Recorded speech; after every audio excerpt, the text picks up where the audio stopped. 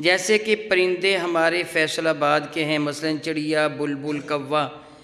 ان کے علاوہ فینسی طوطے لوگوں نے جو اپنے گھر میں رکھے ہوئے، کیا وہ ہم رکھ سکتے ہیں؟ جیسے آسٹریلیا کے طوطے کبوتر بازی لگانے والا ہوتا ہے، اس کے علاوہ بھی ہم فینسی کبوتر کو رکھ سکتے ہیں۔ شاہ صاحب اگر میری بات کرنے کا مقصد ٹھیک ہے تو مہربانی کر کے اس پر تھوڑی سی روشنی ڈال دیں۔ جہاں تک آپ نے بھی یہ کہا ہے کہ میں نے پہلے بھی بات پوچھی تھی، اب بھی پوچھ رہا ہوں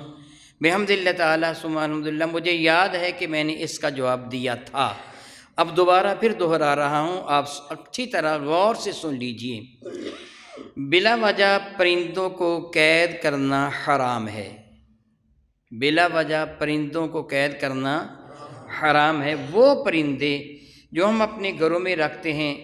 لیکن وہ اڑتے نہیں ہیں، جس طرح بطخ ہے، مرغی وغیرہ ہیں، یہ اڑنے والے پرندے نہیں ہیں، ان کا ہمیں اپنے گھروں میں رکھنے کا مقصد ان سے فائدہ حاصل کرنا ہوتا ہے انڈوں یا گوشت کی شکل میں، کہ ہم مرغیوں یا بطخوں کے انڈے کھاتے ہیں یا ان کا گوشت کھاتے ہیں، ہم اس لیے ان کی پرورش کرتے ہیں۔ وہ جانور جن کو ہم جنگلی، یعنی اصل اس کا ہے وحشی جانور، وحشی سے مراد درندہ نہیں ہوا کرتا، وحشی سے مراد وہ ہوتا ہے جو انسان سے مانوس نہیں، وحشت کہتے ہیں خوف کو، ڈر کو، جو جانور انسانوں سے ڈرتے ہیں، جس طرح آپ نے ذکر کیا یہ کبوتر وغیرہ ہے، چڑیا وغیرہ ہے،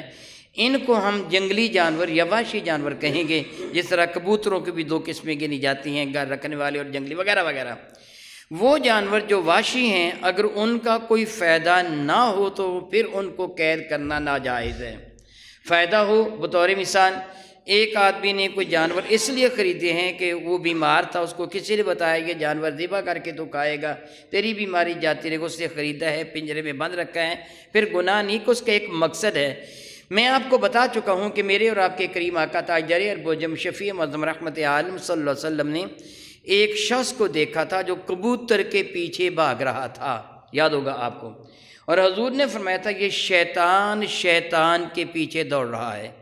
یعنی کھیلنے کے لیے، کبوتر بازی کے لیے کبوتر رکھنا جائز نہیں ہے۔ اگر آپ ویسے چارہ وغیرہ یعنی دانے دن کے وغیرہ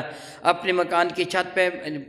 بکھیر دیتے ہیں، کبوتر آتے ہیں، دوسرے جانور آتے ہیں، وہ چوگا وغیرہ چن لیتے ہیں، آپ نے ان کے لیے کوئی ڈربہ وغیرہ بنا رکھا ہے، اس پہ وہ چلے جاتے ہیں، بلی وغیرہ کے سے بچ جاتے ہیں، پھر صبح کو پھر دانہ دن کا چننا شروع کر دیتے ہیں، تو اس میں حرج نہیں ہوگا،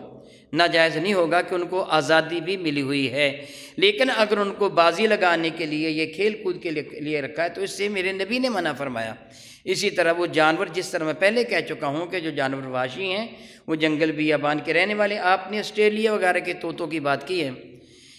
مجھے نہیں پتہ، میں نے نہیں رکھے، مجھے ان کے بارے میں کوئی علم نہیں، البتہ کسی نے بتایا تھا، سوال کے انداز میں کہا تھا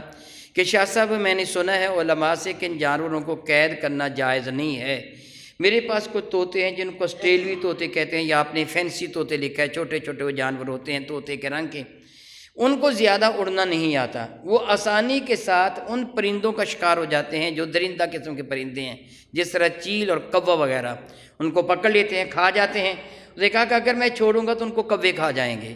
چیلیں کھا جائیں گی، میں نے اس لیے ان کی جان بچانے کے لیے ان کو کھیلتا نہیں، ان کو دانہ دن کا ڈال دیتا ہوں۔ تو محض دانہ دن کا ڈالنے سے اگر ان کو گھومنے پھرنے کی آزادی، اڑنے کی، تو پھر سختی سے پابندی نہیں لگائی جا سکتی۔ کہ ایک صحابی نے ایک جانور رکھا بھی تھا، جس طرح میں نے اس دن وہ سنایا بھی تھا کہ میرے کریم آقا رسول اللہ بھی اس چھوٹے سے بچے کو جس سے وہ چڑیا پار رکھی تھی، فرمایا تھا یا ابا عمیر